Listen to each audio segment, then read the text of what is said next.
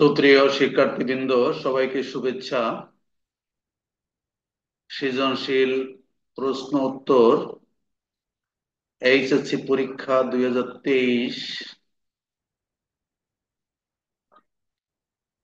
ভূগোল প্রথম পত্র, প্রশ্ন নম্বর 3, ঢাকা, চট্টগ্রাম, সিলেট, বরিশাল, দিনাজপুর এবং ময়মনসিংহ বোর্ডে। ইতিপূর্বে আমি যশোর বোর্ড, রাজশাহী বোর্ড, কুমিল্লা এই বোর্ডগুলা 2023 সালের 8টা প্রশ্নের উত্তর বা সমাধান করে দিয়েছি। আজকের থেকে আমি এখানে আবার এই যে ঢাকা, চট্টগ্রাম, সিলেট, বরিশাল, দিনাজপুর এবং ময়মনসিংহ শিক্ষা বোর্ডের 2023 সালের 1 এবং 2 নম্বর প্রশ্নের সমাধান করে দিয়েছি। আজকে আমি প্রশ্ন নম্বর 3-এর সমাধানটা করার চেষ্টা করব। এখানে প্রশ্ন নম্বর 3-এ একটা উদ্দীপক দেওয়া আছে, তার মানে একটি চিত্র দেওয়া আছে। চিত্রটা দেখো, একটু উঁচু, তারপর একটু নিচু, তারপর আরো একটু নিচু, তারপরে সমুদ্র, এইভাবে একটা চিত্র দেওয়া আছে। প্রথম, দ্বিতীয় এবং তৃতীয় লেখা আছে। এ দ্বারা আমরা পরিষ্কার বুঝতে পারি এই চিত্রটা হচ্ছে নদীর বিভিন্ন পর্যায়ের। নদীর বিভিন্ন পর্যায়ের এই চিত্রটা এখানে দেওয়া আছে। আমি বোঝার সুবিধার্থে এখানে নদীর যে বিভিন্ন পর্যায় আছে সেই পর্যায়ের একটা চিত্র এখানে দেখার চেষ্টা করেছি। এখানে যে নদীর 3টা পর্যায়, অর্থাৎ এই যে পার্বত্য পর্যায়, মধ্য পর্যায় এবং শেষ পর্যায়, বা পার্বত্য পর্যায়, সমভূমি পর্যায় এবং বদ্বীপ গঠন পর্যায়, যাই হোক, এই 3টা পর্যায়ের কথা এখানে উল্লেখ করা আছে। এইটুকু বুঝতে পারলে প্রশ্নের উত্তর দেওয়া খুব সহজ ব্যাপার। উদ্দীপকে ইঙ্গিতকৃত প্রথম অবস্থার বর্ণনা দাও। প্রথম অবস্থা বলতে এখানে সেই পার্বত্য অবস্থা বা প্রথম যে গতি, সেইটা উচ্চ গতি, সেটাকে বর্ণনা দিতে বলছে। উদ্দীপকে ইঙ্গিতকে দ্বিতীয় ও তৃতীয় অবস্থার পার্থক্য বিশ্লেষণ করো। দ্বিতীয় এবং তৃতীয় অবস্থা, যেটাকে আমরা সমভূমি পর্যায় এবং বদ্বীপ গঠন পর্যায়, বা দ্বিতীয় বা তৃতীয় পর্যায়, অর্থাৎ মধ্য এবং শেষ পর্যায় বুঝে থাকি, সেটার পার্থক্য বিশ্লেষণ করতে বলছে। তাহলে আমরা একটু উত্তরে চলে আসি। সহজ প্রশ্ন। উদ্দীপকে ইঙ্গিতকৃত প্রথম অবস্থার বর্ণনা দাও, যেটা আমি আগেই ব্যাখ্যা করলাম। এখানে উদ্দীপকে ইঙ্গিতকৃত প্রথম অবস্থা হচ্ছে নদীর প্রাথমিক অবস্থা, অর্থাৎ পার্বত্য অবস্থা বোঝানো হয়েছে। পার্বত্য অবস্থা হলো নদীর প্রাথমিক অবস্থা। পর্বতের উৎপত্তি স্থল হতে সমভূমিতে পৌঁছানো পর্যন্ত নদীর পার্বত্য বা প্রাথমিক অবস্থা বলা হয়। এ সময় এর গতিবেগ 24 থেকে 32 কিলোমিটার পর্যন্ত হয়। পার্বত্য অঞ্চলে বৃষ্টি ও বরফ গলা পানি সরবরাহ খুব বেশি। পার্বত্য অঞ্চল থেকে ছোট ছোট স্রোত ধারাগুলো পরস্পর মিলিত হয়ে একটি প্রবল স্রোত ধারা সৃষ্টি করে।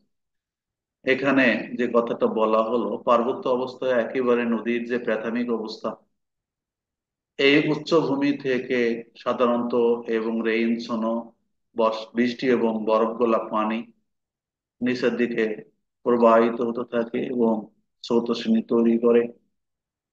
এই যে অবস্থা, এই অবস্থাটাকে সাধারণত নদীর প্রাথমিক অবস্থা বা উৎপত্তি পর্যায় বা পার্বত্য পর্যায়ে বলা হয়ে থাকে।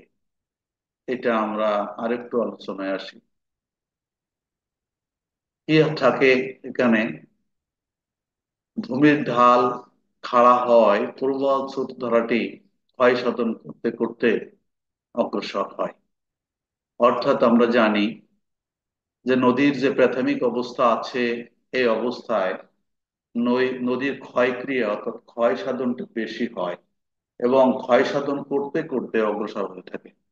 এ সময় নদী যে খাত বা উপত্যকা গভীর হয়, প্রবাল স্রোতের বেগ বড় বড় পাথর, নুড়ি প্রভৃতি স্রোতের সাথে বহন করে। এটি নদী সৃষ্টির প্রথম অবস্থা বলে একে প্রাথমিক অবস্থা বলে। এ সময় নদীর উদ্যম বেশি থাকে বলে যান্ত্রিক ও রাসায়নিক উভয় প্রক্রিয়ায় প্রকার ক্ষয় সাধিত হয়। শিলারাশির ঘর্ষণে নদীখাত গভীর হতে হতে গিরিখাত, তারপরে ক্যানিয়ন প্রভৃতির সৃষ্টি হয়। এ সময় নদী উপত্যকায় আকৃতি ভি অক্ষরের ন্যায় হয়। ভি আকৃতির উপত্যকার মধ্য দিয়ে নদী অগ্রসর হয়। নদীখাতের কোথাও কোথাও বর্তুলাকার গর্ত দেখা যায়। তাহলে আমরা নদীর যে প্রাথমিক অবস্থা, এখানে নদীর ক্ষয়কাজ বেশি হয়, নদীর গভীরতা বেশি হয়, নদীর নিম্ন ক্ষয় বেশি হয়, পার্শ্ব ক্ষয় কম হয়, নদীর গতিবেগ বেশি থাকে। এগুলো কিন্তু এখানে ক্যানিয়ন, ভি আকৃতির উপত্যকা, বর্তুলাকার গর্ত, এই সমস্ত ভূমিরূপ গুলো এই প্রাথমিক অবস্থায় সৃষ্টি হয়। তাহলে আমরা প্রাথমিক অবস্থার একটা সংক্ষিপ্ত বিবরণ আমরা এখানে পেলাম। এবার আমরা যদি আহ গ এবং ঘ নম্বর প্রশ্নের উত্তরে আসি, সেখানে কি বলা আছে যে উদ্দীপকে ইঙ্গিতকৃত দ্বিতীয় ও তৃতীয় অবস্থার পার্থক্য বিশ্লেষণ করো। একদম সরাসরি দ্বিতীয় নদীর যে দ্বিতীয় পর্যায় এবং তৃতীয় যে পর্যায় অবস্থা সেটার বিবরণ বা ব্যাখ্যা বিশ্লেষণ করতে বলছে, পার্থক্য নির্দেশ করতে বলছে। আমরা একটু আসি। উদ্দীপকে ইঙ্গিতকৃত দ্বিতীয় এবং তৃতীয় অবস্থাটি হলো যথাক্রমে সমভূমি বা মধ্যগতি, এটা হচ্ছে সমভূমি বা মধ্যগতি, এবং বদ্বীপ বা নিম্ন গতি, এবং শেষ পর্যায়টা হচ্ছে বদ্বীপ বা নিম্ন গতি। আচরণ বা বৈশিষ্ট্য বিবেচনায় নদীর এই দুই অবস্থায় দুটি ভিন্ন বৈশিষ্ট্য তুলে ওঠে। এই যে নদীর সমভূমি বা মধ্যগতি এবং নদীর বদ্বীপ বা নিম্নগতি পর্যায়ে ভিন্নধর্মী দুটো চরিত্র বা ভিন্নধর্মী বৈশিষ্ট্য লক্ষ্য করা যায়। কাজেই বোঝা যায় এই দুইটা পর্যায়ে নদীর দুইটা অবস্থায় বৈশিষ্ট্যের মধ্যে ব্যাপক পার্থক্য পরিলক্ষিত হয়। নিচে নদীর এই দুইটি অবস্থার পার্থক্য বিশ্লেষণ করা হলো। প্রশ্নের উত্তরের যে ভাষা এমন ভাবে লিখলে হয়: পার্বত্য অঞ্চলের পর নদী যখন সমভূমির উপর দিয়ে প্রবাহিত হয় তখন তার প্রবাহকে সমভূমি অবস্থা বা মধ্যগতি বলে। মধ্যগতি কাকে বলে? যে পার্বত্য অবস্থার পার্বত্য অঞ্চলের পর নদী যখন সমভূমির উপর দিয়ে, এই যে এই জায়গাটা সমভূমির উপর দিয়ে প্রবাহিত হয় তখন তার প্রবাহকে আমরা কি বলি? সমভূমি বা মধ্য গতি বলে। মধ্যগতিতে নদীর বিস্তার বেশি হয়। এই যে মধ্যগতিতে নদীর বিস্তারটা এই পার্বত্য অঞ্চল থেকে বেশি হয়। নদী অববাহিকা প্রশস্ত হয় এবং উপত্যকাগুলোর গভীরতা কমে আসে। এখানে নিম্নক্ষয় অপেক্ষা পার্শ্বক্ষয় বাড়তে থাকে, প্রশস্ততা বেশি হতে থাকে, এবং নদীর গভীরতা এই যে পার্বত্য অঞ্চল থেকে অনেকটা কমে আসে। এ অংশে নদীর পানির পরিমাণ বেশি হয়। যেহেতু এর প্রস্থতা প্রশস্ততা বেড়ে যায়, নদীর পানির পরিমাণ বেড়ে যায়। বহু আরো কি হয় এখানে, বহু উপনদী এই অংশে এসে মূল নদীর সাথে মিলিত হয়। এখান থেকে বহু উপনদী এসে এই মূল নদীর সাথে মিলিত হয়। উপনদী বলতে আমরা বুঝি যে পার্বত্য বা অন্যান্য অঞ্চল থেকে যে নদী এসে মূল নদীর সাথে মিলিত হয় তাকে উপনদী বলা হয়। নদী উপত্যকার গভীরতা হ্রাস পাওয়ায় পানি ধারণ ক্ষমতাও কমে যায়, ফলে বর্ষাকালে নদী স্ফীত হয়ে তার দুই দিকের নিম্নভূমিতে বন্যায় প্লাবিত করে। এই সময় দেখা যায় এখানে প্লাবন ভূমির সৃষ্টি হয় এবং নদীর পানির পরিমাণ যখন বেড়ে যায় তার পার্শ্ববর্তী অঞ্চল প্লাবিত করে বন্যার সৃষ্টি করে। নদীবাহিত পলি দ্বারা ওই নিম্নভূমি সমূহ ধীরে ধীরে উঁচু হয় এবং সমভূমির আকার ধারণ করে। একে প্লাবন সমভূমি বলে। এখানকার উল্লেখযোগ্য যে ভূমিরূপ সেটা হচ্ছে প্লাবন সমভূমি বা ফ্লাড প্লেন, এই যে ফ্ল্যাট প্লেন গুলো এখানে তৈরি হয়, কারণ সমভূমি অবস্থায় নদীর ক্ষয় ও পরিবহন কার্য তত প্রবল নয়, যেহেতু এই নদীর পার্বত্য অবস্থা থেকে এদের নদীর যে গতিবেগ, পানির যে গতিবেগ সেটা অনেকটা কমে যায়। এই অবস্থায় নদীর সঞ্চয় কার্য শুরু হয়। গঙ্গা নদীর হরিদ্বার হতে রাজমহল পর্যন্ত অংশ এ মধ্যপ্রবাহ একটা উদাহরণ এখানে দেওয়া আছে। তো যাই হোক, এবার আমরা নদীর যে শেষ পর্যায়ে বা বদ্বীপ গঠন পর্যায়ে সেটা একটু আলোচনায় আসি। অন্যদিকে নদীর শেষ অংশ বা নদীর নিম্ন গতিকে বদ্বীপ অবস্থা বলা হয়।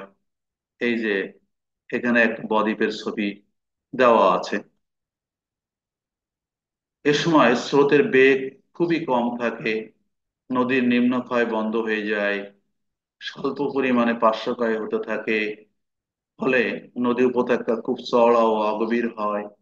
নদীর এ অংশে স্রোতের বেগ কমে যাওয়ায় নদীবাহিত বালুকা, কর্দম ও পলি নদীগর্ভে ও মোহনায় সঞ্চিত হয়ে নদীর গতিপথে বাধার সৃষ্টি করে।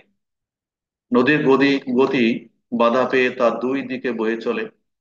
কালক্রমে নদীমুখে পলি সঞ্চিত ভূভাগ উঁচু হয়ে মাত্রাহীন বা ডেল্টা অক্ষরের আকার ধারণ করে ত্রিকোণাকার বদ্বীপ, ত্রিকোণাকার দ্বীপের সৃষ্টি, বদ্বীপ ত্রিকোণাকার এই যে বদ্বীপ, বদ্বীপের সৃষ্টি করে ডেল্টার মতো। একে বদ্বীপ বলা হয়। ত্রিকোণতার যে দ্বীপ সৃষ্টি করে একে বদ্বীপ বলা হয়। বদ্বীপ গঠন ব্যতীত এই অংশে নদীর খাত পরিবর্তন, নদীর অশ্বক্রাকৃতি হ্রদ, প্লাবন সমভূমি প্রভৃতি বিভিন্ন ভূমিরূপ দেখতে পাওয়া যায়। এভাবে নদীর মধ্যে মধ্য ও নিম্ন গতিতে দুটি ভিন্ন আচরণ বা বৈশিষ্ট্য পরিলক্ষিত হয়। এখানে আমরা একটা চিত্র দেখছি। নিম্নের নিম্ন গতি বা নিম্ন পর্যায়ে বদ্বীপ গঠন প্রক্রিয়ায় নদী যখন প্রবাহিত হয়ে সমুদ্রের নিকটবর্তী হয়, তখন এখানে গতিপথে যেহেতু নদীর গতিবেগ কম থাকে, এখানে নদীর গতিপথে বাধাপ্রাপ্ত হয়ে তখন এখানে পলি, বালি, কাঁকর ইত্যাদি সঞ্চিত হতে থাকে। সঞ্চিত হতে হতে এখানে যে ভূমিরূপটা গঠন করে সেটা আসলে ডেল্টা বা আমরা বাংলা মাত্রাহীন বা অক্ষরের মতো ভূমিরূপ সৃষ্টি হয়। একে সাধারণত বদ্বীপ বা ডেল্টা বলা হয়। এছাড়াও এই অঞ্চলে অশ্বক্রাকৃতি হ্রদ, তারপরে প্লাবন সমভূমি ইত্যাদি ভূমিরূপের সৃষ্টি হয় বা দেখতে পাওয়া যায়। সুতরাং আমরা বলতে পারি নদীর মধ্য এবং নিম্ন গতিতে দুটি ভিন্ন আচরণ বা বৈশিষ্ট্য পরিলক্ষিত হয়।